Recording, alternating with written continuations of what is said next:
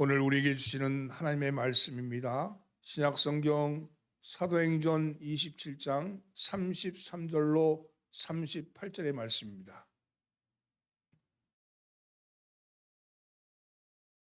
사도행전 27장 33절로 38절의 말씀을 교독합니다. 제가 한 절 읽고 여러분이 한 절 읽습니다. 날이 새어가매 바울이 여러 사람에게 음식 먹기를 권하여 이르되 너희가 기다리며 먹지 못하고 줄인 지가 오늘까지 열나흘인즉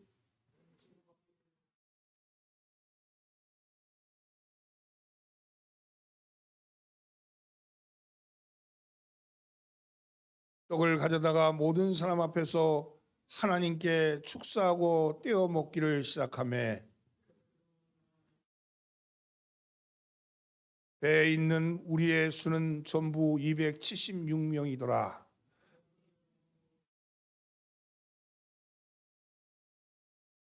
아멘. 할렐루야. 오늘도 예배에 참여하신 여러분들을 환영합니다. 옆에 있는 사람 인사 나누시죠. 잘 나오셨습니다. 앞뒤로 있는 사람 은혜 받읍시다. 오늘은 예기치 못한 일을 만났을 때 라는 말씀을 가지고 함께 은혜를 나눠보고자 합니다. 모든 인생은 풍랑이 있습니다. 풍랑. 우리가 사는 삶도 사실은 거친 바다만큼이나 위험하고 어려운 그리고 무서운 그런 삶이죠. 삶을 삼킬 만큼 큰 태풍이 일어나 고통을 겪기도 하지만 끊임없이 일렁거리는 잔물결도 우리를 괴롭힙니다. 오늘 주님이 한 주간 비바람을 잔뜩 맞고 예배에 나온 여러분들을 하나님께서 위로해 주시기를 예수님으로 축원합니다. 피할 수 없는 인생의 항해를 끝까지 가야 하는 우리에게 오늘 주시는 이 말씀은 항해 지도와 같은 말씀이 되기를 원합니다. 여러분이 살면서 어려움을 닥치고 예기치 못한 일을 당했을 때 이 말씀이 떠오르고 이 말씀이 기준이 되어서 여러분의 삶을 이끌어가는 힘이 되기를 예수님으로 축원합니다. 사도 바울에 있어의 간절한 소망은 로마에 가서 복음을 전하는 일이었습니다. 그런데 하나님께서 바울이 로마에 갈 기회를 좀처럼 허락해 주지 않으시는 겁니다. 어떻게 로마에 가야 할지 방법도 잘 떠오르지 않았습니다. 오늘 본문을 이해하기 위해서는 그 과정에 대한 선이해가 먼저 필요합니다. 3차 선교여행을 마친 에베소에서 목회를 하다가 이제 3차 선교여행을 마치고 마지막으로 한 바퀴 그가 2차 선교여행을 돌았던 그 지역을 한 바퀴 돕니다. 그러고 나서는 에베소 교회로 돌아가지 않고 예루살렘으로 올라갑니다. 예루살렘 올라가려는데 주위에 있는 사람들이 다 말리는 겁니다. 예루살렘 올라가면 큰 낭패를 당합니다. 올라가지 마십시오. 이렇게 말리는 거죠. 그러나 바울은 생애 마지막 복음 전파를 위해서는 고난을 받기 위해서도 고난을 위해서도 예루살렘 가야겠다고 그렇게 결심하고 죽기를 각오하고 예루살렘에 올라가죠. 사실 예루살렘 성에는 바울의 그 선교 방식의 문제, 바울의 지금 예수를 전하는 그 문제로 말미암아 바울이 올라오면 죽이기로 작정하고 금식하면서 금식하면서 바울이 죽기까지 내가 먹거나 마시지 않겠다고 결심한 40명의 결사대들이 기다리고 있는 길입니다. 그런데 그 길을 향해서 올라가는 거죠. 실제로 예루살렘 성에 올라가서 머리를 깎고 예루살렘 성에 들어가서 예배를 드리러 갔는데 그곳에서 유대인들에 의해서 구타를 당하는 그런 위험한 상황에 몰리게 되죠. 그러나 그것을 본 로마의 군병들이 보호함으로 인해서 겨우 빠져나오게 됩니다. 결국 로마인들이 생각할 때는 바울이 여기 있다가는 도무지 생명의 위협이 있겠다 생각해서 그를 데리고 그 총독의 관저가 있는 곳으로 그를 데려갑니다. 총독의 관저에 간 그는 그곳에서 여러 사람들의 신문을 받게 되고 또 그곳에서도 유대인 지도자들과 총독의 신문을 받게 됩니다. 신문을 받으나 그에게 죄를 발견할 수 없게 되었는데도 불구하고 총독 벨릭스는 좀 부정한 사람이어서 뭔가 돈을 얻어낼 목적으로 바울을 계속 구류해 두고 있습니다. 그런 상황에서 바울은 어떻게 하면 여기서 빠져나갈 수 있을까 하는 생각에서 그 가이사라였거든요. 가이사라가 로마 총독의 관저가 있는 곳이거든요. 그곳에서 빠져나가기 위해서 로마의 황제에게 자신의 재판을 겁니다. 나는 지금 죄가 없는데도 불구하고 로마의 시민권자로서 지금 구류당하고 있다. 그러니까 재판받기를 원한다. 사실은 로마 시민권자를 가진 사람에 대해 재판권은 황제에게 있었습니다. 황제에게 재판을 신청을 하죠. 그 이후에 새로 부임한 총독 베스토가 다시 한번 바울을 신문합니다. 바울을 신문하는데 죄를 찾아보지 못하겠다. 풀어주라고 그렇게 얘기를 해요. 그러나 이미 로마 황제에게 재판을 신청한 관계로 그냥 풀어줄 수 없었습니다. 결국은 로마 황제에게 가게 되는 거죠. 하나님은 당신의 대사인 사도 바울을 육로를 통해서 들어가게 하시는 것이 아니라 해로를 통해서, 그것도 홀로 가게 하시는 것이 아니라 로마의 백부장의 호의를 받으면서 들어가게 하시는 겁니다. 인간적인 생각을 볼 때는 로마에 들어가면 바울의 신분은 죄수의 신분이었지만, 그러나 영적으로 보면 그 어려운 길, 예루살렘에서 로마까지 그 긴 거리를 안전한 보호를 하는 로마의 백부장의 호의를 받으면서 들어가는, 어떻게 하면 하나님의 장군의 입성과도 같은 그런 모습인 겁니다. 눈에 보이는 모습은 죄수지만, 그러나 그가 눈에 보이지 않는 곳에 그는 하나님의 대사로 들어가는 거죠. 그래서 로마로 입성하는 장면에 오늘 장면이 나오는 거예요. 바울이 구속되어 있던 가이사라에서 로마까지 가기 위해서는 그냥 육로로 갈 수 있는 것이 아니라 가장 빠른 길이 해로를 통해서 배를 타고 들어가는 방법이었습니다. 바울은 주치의였던 누가와 그리고 데살로니가 사람 아리스타고와 함께 화물선을 타고 로마로 들어가게 됩니다. 여러 경로를 통해서 로마로 들어가는 이 바울의 입장은, 여기서는 적어도 바울은 그 항해 길이 하나님께서 함께 하실 항해 길이라는 것을 분명히 알았을 겁니다. 그리고 스스로가 하나님께서 이런 방법으로 나를 로마로 들어가게 하시는구나 하는 그런 마음에 감격했을지도 모릅니다. 곡물선을 나르는 큰 배를 갈아타고 살모네를 지나서 그레데 해안을 거쳐 미항이라는 곳에 이르렀는데, 그 미항이라는 곳에서 보니까 바울이 기도하는 중에 이런 감동이 오는 겁니다. 내가 보니 이 항해가 화물과 배뿐만 아니라 우리의 생명도 큰 타격과 큰 손해를 끼치게 될 것 같소. 그러니까 이 겨울에 과동하고 이 겨울을 나고 항해하는 게 좋겠습니다. 이렇게 백부장에게 이야기를 하죠. 그러나 백부장은 바울의 말을 듣지 않습니다. 아마 백부장도 그 얘기를 했겠죠. 선장에게 혹은 선주에게 했을 겁니다. 지금 곡물선을 얻어 타고 들어가는 이 로마 백부장 입장에서는 거기 있는 선장이나 선주의 말을 따를 수밖에 없었겠죠. 그러나 어찌됐든 간 로마 백부장이 생각할 때는 바울의 말보다는 선장의 말이 훨씬 더 신뢰감이 있었을 겁니다. 왜냐하면 선장은 그 항해 경험이 많은 사람이었기 때문에 그 길 괜찮다고 이야기를 합니다. 정말로 배는 다시 출발합니다. 처음엔 남풍이라서 순항을 하는 것 같아 보였지만 얼마 지나지 않아서 무섭고 거친 그런 바람, 광풍을 만나게 돼요. 미친 바람을 만납니다. 유라굴라라는 광풍을 만나게 되죠. 유라굴라의 광풍 때문에 배는 밀리고 밀려나갑니다. 배는 더 이상 조종할 수 없는 상태가 되었습니다. 그때는 큰 범선이잖아요. 범선이었는데 그 배는 더 이상 바람 앞에 그저 추풍 앞에 낙엽처럼 휘둘리고 날아가는 거죠. 그리고 배 위에 있던 짐들과 배의 가구들은 던져버립니다. 왜냐하면 그것 때문에 이 배가 침몰할 수 있으니까 배를 가볍게 만드는 거죠. 그렇게 열나흘 동안 바람에 밀려서 어디를 향해 가는지도 모르고 밀려가는, 바람 따라 그냥 가는 그런 모습이, 목적지를 상실한 채 바람에 따라 밀려가는 모습이 오늘의 모습입니다.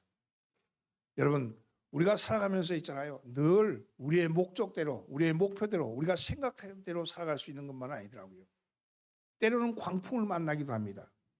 그 풍랑 때문에 어디로 가는지도 알지 못하는 그 길 안에 빠져들기도 합니다. 그런데 그 풍랑이 우리 자신의 잘못일 수도 있지만 많은 경우에 함께하는 사람 때문에 생기는 경우가 많이 있습니다.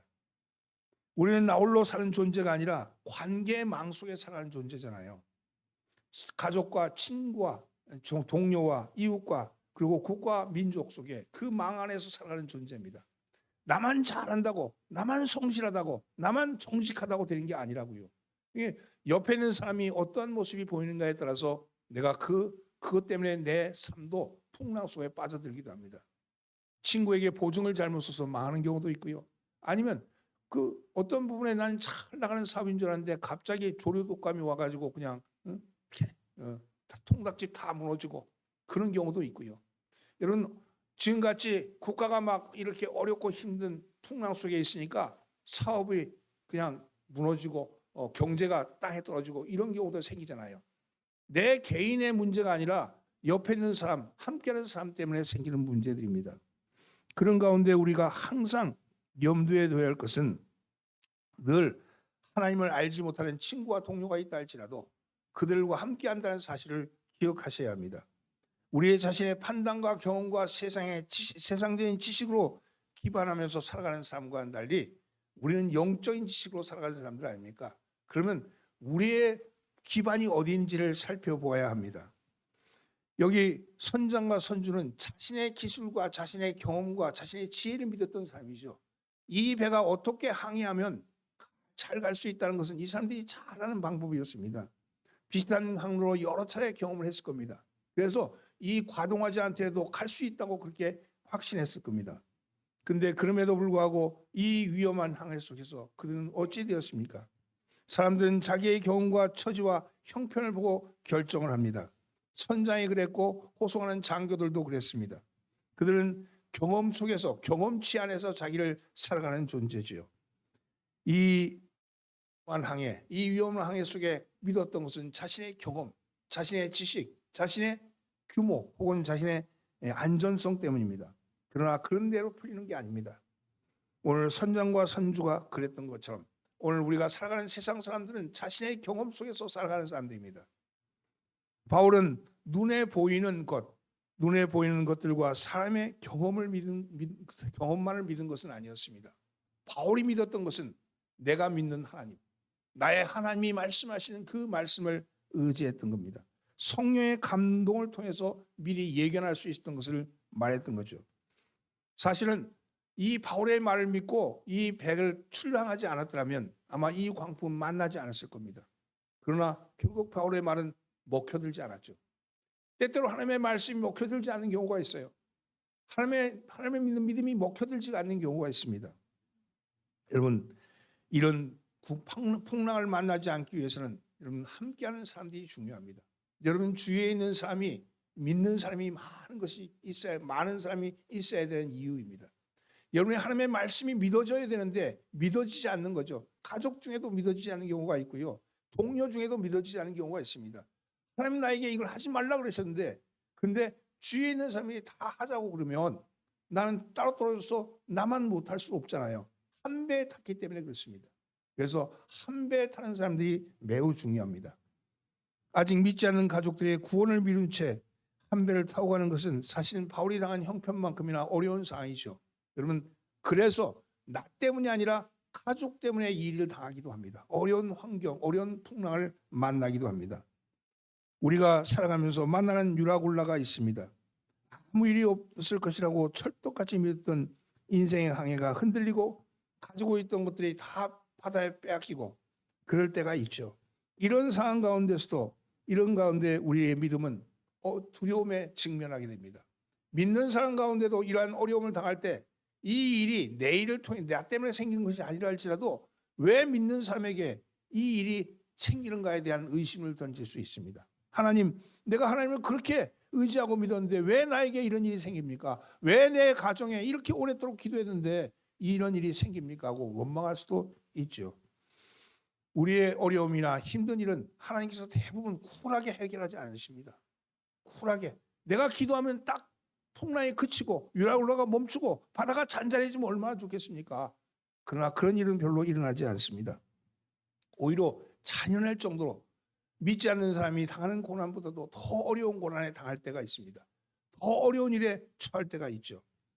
오히려 쉽게 이해할 수 없고 많은 부분에 이런 문제 때문에 하나님께 아쉬운 것이 우리의 심사입니다.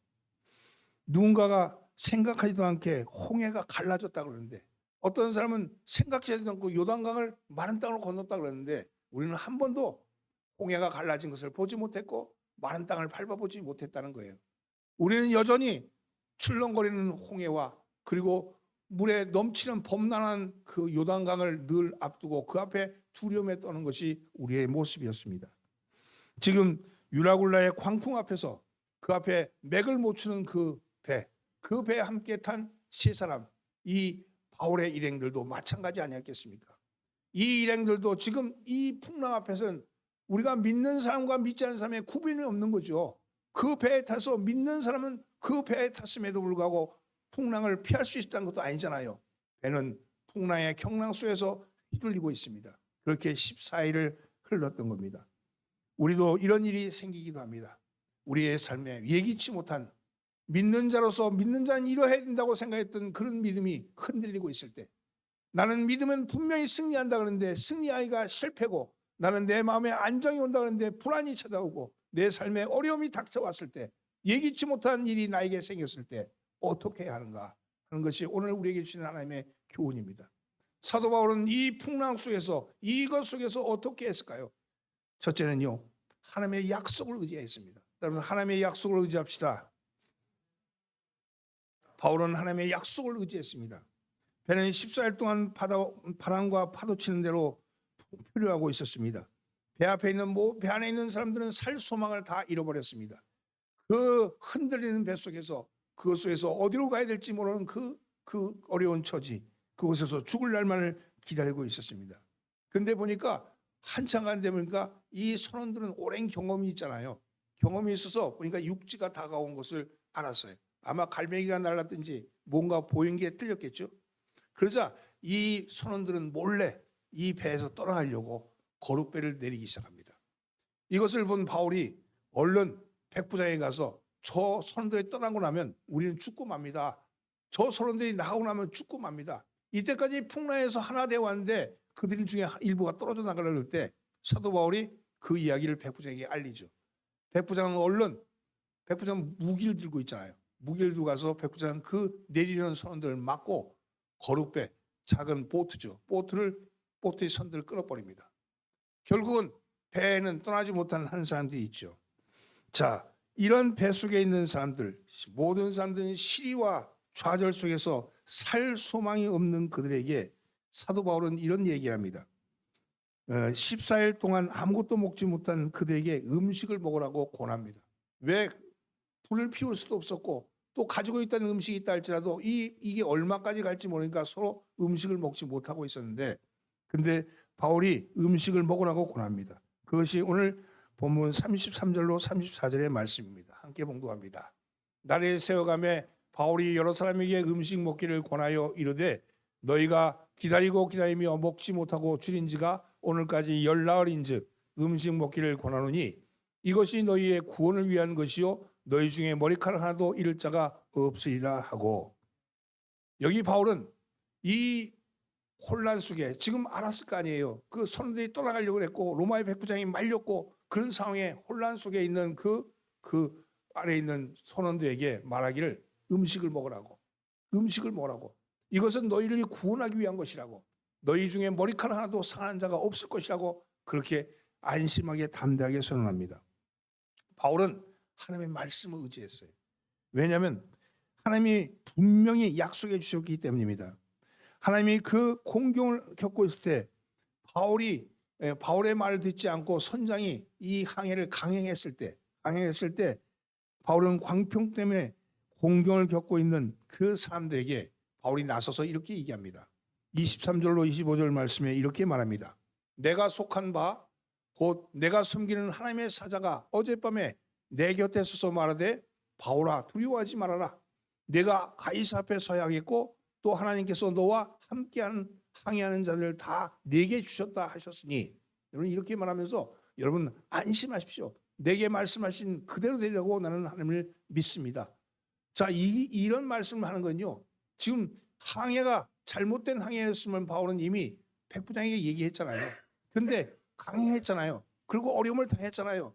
당했을 때 그 어려움 속에서 지금 책망하는 그것보다는 그가 말한 말, 내가 하나님의 말씀을 들었다. 여러분과 이 어려움에 있지만 여러분 망하지 않는다. 죽지 않는다. 하나님이 나에게 분명한 사명 주셨고 그 사명을 이룰 거라고 믿는다. 이렇게 선언한 거죠. 여러분, 하나님의 나라의 대사인 바울에게 하나님께서는 분명한 약속을 주셨습니다. 내가 가이사 앞에 서야겠고 너와 함께한 사람이 한 사람도 당하지 않는다. 죽지 아니한다. 하나님이 네게 주셨다 그랬어요. 네게. 바울에게 주셨다고 말씀하는 거죠. 사랑하는 성도는 이 약속은 우리에게 주시는 하나님의 약속입니다. 약속은 미래의 방향을 해주고 있는 겁니다. 과거에 이렇게 해서 잘못되었어. 그때 그렇게 했으면 우리가 이런 일을 당하지 않았어. 내 결정 때문에 이런 일을 당한 거야. 책임 소재를 가리면서 내 탓만 하고 있어서는 안 된다는 겁니다. 물론 책임을 묻지 말라는 말이 아닙니다. 바울도 21절에 보면 이 광풍을 만난 것에 대한 책임을 묻습니다. 여러 사람이 오래 먹지 못하며 바울이 그 가운데 서서 여러분이요 내 말을 듣고 그에 대해서 떠나지 아니하였다면 이 타격과 손상을 면하였더라면 좋았을 뻔하였느니라. 이 얘기를 하는 거예요. 그러나 어떻게 합니까? 이왕 일은 벌어졌고 목숨은 경각에 달렸는데 그때 잘못했으니까 우리 다 목매 죽자. 그런 말을 그렇게 말하는 건 아니지 않습니까? 그 누구 때문이라고? 공동체가 이 한 배에 탔는데 배 속에서 너 때문이다 내 때문이다 이렇게 하면요 그건 마귀에 주는 방향이죠. 하나님을 믿지 않는 사람들은 하나님의 믿지 않는 사람이 내린 결정 때문에 하나님의 백성이 책임질 일을 실로 만들지 않습니다. 오히려 그 일을 통해서 믿음의 주도권을 갖고 오게 되는 거예요. 자, 바울이 이 배를 출항하지 맙시다 이렇게 얘기했을 때 안 들었잖아요. 안 들었는데 이미 안 듣고 나서 폭풍을 만났잖아요. 우리하고 강풍을 만났는데 하나님이 내게 여러분들과 한 사람도 어려움을 당하지 않을 거다. 나는 로마에 가서 황제 앞에 서게 될 거다. 이렇게 얘기하고 난 다음에 그러고 나서 또다시 이야기하기를 이 일을 당하는 이 모든 이런 일들이 하나님의 계획 아래에 있는 것이다. 이렇게 이해함으로써 그전에는 영적인 권위가 없던 바울이 영적인 권위를 얻게 되는 거죠. 이 배 안에서 죄수의 신분에 있는 바울의 말을 누가 듣겠어요? 그러나 이 일을 통해 볼 때는 저 사람 말이 맞구나. 저 사람이 선지자구나. 저 사람이 하는 일이 맞구나 하는 영적인 권위를 얻게 하시는 거예요. 때로는 우리가 당하는 여러 예기치 못한 일 때문에 여러분 어려움을 당하지만 함께하는 가족, 함께하는 공동체에서 어려움을 당하지만 그 어려움 때문에 오히려 영적인 권위를 얻게 하시는 하나님의 방법이라는 거예요. 하나님의 말씀을 의지하세요. 사람을 보지 말고 상황을 보지 말고 하나님의 말씀을 의지하세요. 하나님의 말씀을 의지하면 어려움은 같이 당하지만 그 어려움 속에서도 하나님이 영적인 권위를 세우시는 그 계기로 삼으신다는 겁니다. 내 욕망을 하나님의 약속이라고 말하지 말고 먼저 하나님이 요구하시는 것이 무엇인지를 들을 수 있는 귀가 열리기를 예수님으로 축원합니다. 두 번째는요. 예배하고 영적인 교제를 나눠야 합니다. 유락올라 강풍을 당하고 예기치 못한 일을 당했을 때 혼비백산에서 무엇을 해야 될지 모르고 흔들릴 때 제일 중요한 것은 예배를 통해서 하나님과의 영적인 교제를 나누는 겁니다. 35절과 37절 말씀 함께 봉독합니다. 떡을 가져다가 모든 사람 앞에서 하나님께 축사하고 떼어 먹기를 시작하며 그들도 다 안심하고 받아 먹으니 배에 있는 우리의 수는 전부 276명이었더라. 날이 밝자 바울은 배에 탄 사람에게 음식을 먹을 거라고 권유합니다. 지난 14일 동안 제대로 먹지 못했기 때문입니다. 풍랑이 어느 정도 잔잔해지자 음식 먹을 준비를 할 수 있었을 겁니다. 그들 중에 어느 누구도 상하지 않을 것이라는 확신을 주면서 조만간 상륙할 때니까 그러니까 허기진 몸으로 감당할 수 없으니까 음식을 먹자. 남아있는 음식을 먹자고 이야기합니다. 여러분 여기 이 배 안에는 음식이 없는 게 아니에요. 곡물선이었어요. 물론 그걸 빵을 만들 수는 없었겠죠. 그러나 먹을 수 있었는데도 불구하고 먹지 못했던 이유가 있었을 겁니다. 그런데 바울이 먹자고 얘기합니다. 지금은 먹을 때라고 얘기합니다. 근데 아무도 먹지 않고 있을 때 먼저 떡을 가져다가 모든 사람 앞에서 하나님께 축사하고 떼어 먹기를 시작합니다. 떡을 떼다 축사하다 이 말씀은 어디서 나온 말씀이? 성만찬에서 나오는 말씀이죠. 여러분 성만찬 할 때 사용되는 말입니다. 물론 배 안에 타는 사람들이 그리스도의 몸에 참여해서 성찬을 베풀었다는 얘기는 없습니다. 어쨌든 배에 탄 사람들이 바울이 전해준 계시를 들었고 바울이 하나님께 감사하고 떡을 떼어 먹기 시작하자 그것을 보고 안심하고 보름 만에 식사를 들기 시작합니다. 누가는 그때 배에 탄 사람의 수가 276명이라고 그랬어요. 여기 276명에 우리의 수는 이렇게 얘기하잖아요. 우리의 수. 배에 탄 무리의 수가 아니고 우리의 수입니다.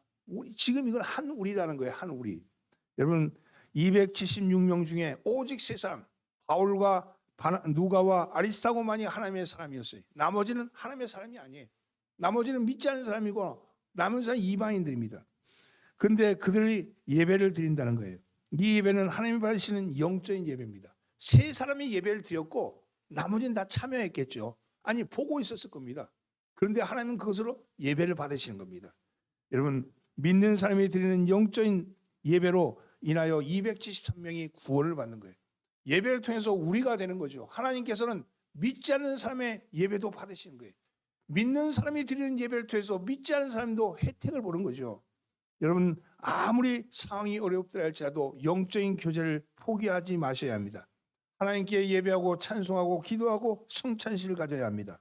어떤 사람들은 예배하고 기도하는 것은 할 일 없는 삶이라 하는 짓이다 이렇게 말하고 나는 그럴 시간이 없다고 말합니다. 그것은 몰라서 하는 소리죠. 여러분 이 세상을 지배하는 것 눈에 보이는 것이 아니라 보이지 않는 하나님의 힘이 지배합니다. 보이는 것을 가지고 예배하는 것이 아니라 보이지 않는 하나님께 예배하는 거예요. 오늘 여러분 하나님의 살아계심을 믿는다면 가장 바쁠 때, 가장 힘들 때, 가장 어려울 때, 가장 고통스러울 때 예배가 중요합니다. 하나님부터 공급받으셔야 합니다. 힘을 공급받으셔야 합니다. 예배를 통해서 하나님은 찬송과 영광을 받으시고 그것을 모른 척하지 아니하신다는 겁니다. 여러분의 가정에 풍랑을 만났습니까? 마찬가지입니다. 하나님이 제일 좋아하는 것을 먼저 하셔야 합니다. 그것은 예배요, 성도의 교제요, 여러분 하나님과의 온전한 만남입니다.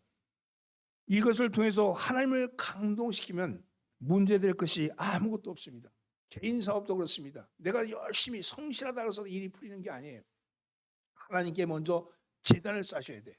하나님께 제단을 쌓으셔야 돼. 내가 이것을 돈을 많이 벌면 하나님께 헌금할 그게 아니고요. 여러분 가장 중요한 것을 먼저 쌓으셔야 돼. 먼저 쌓고 하나님께 드리셔야 됩니다. 하나님이 경영주가 되셔야 돼요. 하나님이 경영주가 되시고 나는 하나님의 고용인이 되셔야 합니다. 그래야 사업이 일어납니다. 그래야 문제가 풀리는 거예요. 근데 이게 영적인 질서인데 영적인 질서를 잃어버리고 있는 겁니다. 사람은 문제를 만나면 사람은 방법을 찾죠. 그러나 하나님은 사람을 찾으십니다. 문제를 만날 때 사람은 방법을 찾지만 하나님은 사람을 찾으시는 거예요. 그 사람을 통해서 하나님이 역사하십니다. 오늘 어떤 사람을 찾으시겠습니까? 예배하는 사람, 하나님과 교제하는 사람, 하나님과 함께하는 사람을 찾으시지 않겠습니까? 오늘은 그 일을 통해서 하나님의 영광을 드러내시기를 예수님으로 축원합니다. 마지막으로 버릴 것을 과감없이 버려야 합니다. 버릴 것을 버려라. 따라서 버릴 것은 버리자. 그들이 식사를 마치고 나서 힘을 얻고 난 다음에 배에 싣고 있던 밀을 다 버려요. 밀을 버리라고 했습니다. 곡물 운반선이기 때문에 곡물 버리면 어떡합니까? 그러나 배를 가볍게 해야 했습니다. 배가 침수되는 것을 최소화하려는 거죠. 이거 현재사에서 생명을 구하기 위해서 어쩔 수 없이 해야 하는 일이에요. 왜냐하면 배에 곡물이 많으면 배가 밑으로 가라앉잖아요. 그 밑에 육지가 다가오는데 육지 밑에 암초가 있을 수도 있고 그래서 배가 깨질 수도 있는 거죠. 그래서 배를 가볍게 해야 됐습니다. 그래야지 육지에 들어갈 수 있으니까. 그래서 배를 가볍게 하기 위해서 버리는 거죠. 곡물선의 목표는 뭐냐면 곡물이죠.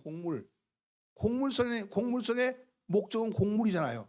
근데 그 곡물을 버리는 거예요. 왜? 생명이 중요하니까. 생명을 살리기 위해서는 버릴 것은 버려야 합니다. 오늘 여러분 생명을 유지하기 위해서 음식을 먹었고 생명을 유지하기 위해서 곡물을 버렸습니다. 여러분 이것은 하나님이 하시는 일이죠. 버릴 것은 과감하게 버리셔야 합니다. 너무 많이 싫었습니다. 버릴 것은 버려야 합니다. 잘못된 것을 알면서도 그대로 유지하고 관련 것 때문에 문제가 발생하는 거죠. 고치거나 개혁함에도 힘을 쓰지 않았으면 그래 결국은 전체가 죽게 되는 거죠. 지금 고쳐야 될 필요가 있으면 과감하게 버리셔야 합니다. 버려야 생명이 살아나는 겁니다.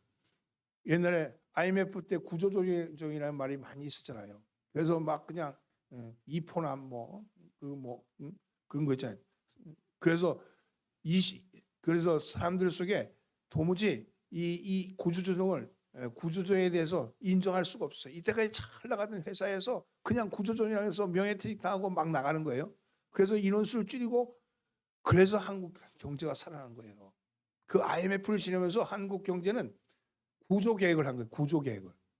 근데 같은 동시에 일본도 비슷한 시기를 겪었어요. 일본은 그걸 못한 거예요. 연봉서를 그대로 인정하고 그들이 필요한 부분들을 다 놔둔 거예요. 그래서 일본이 지금 추락하고 있어요. 추락. 지금 한국보다 밑이에요. 일본 경제가 한국보다 밑이에요. 겉으로 볼 때는 화려하지만 내적으로 볼 때는 일본인들은 불쌍할 정도로 가난해졌어요.